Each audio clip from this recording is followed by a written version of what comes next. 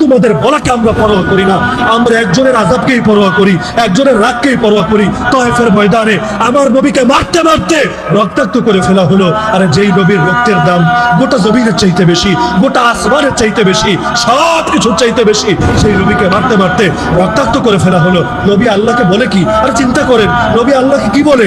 আল্লাহুম্মা ইল্লাম ইয়াকুন বিকা গাদাবুন আলাইয়া ফালা উবালি।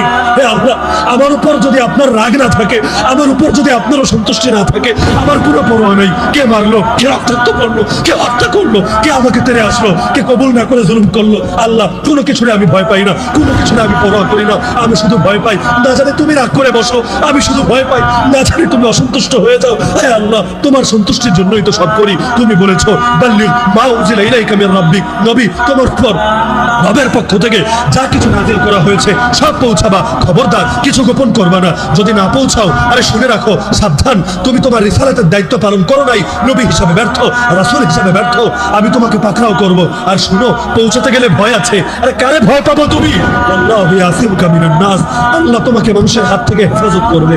তারা হয়তো তোমাকে জানে মারতে পারবে, জানে ক্ষতি করতে পারবে, কিন্তু শুনে রাখো, তোমার আদর্শে কোনোদিন মিটাতে পারবে না।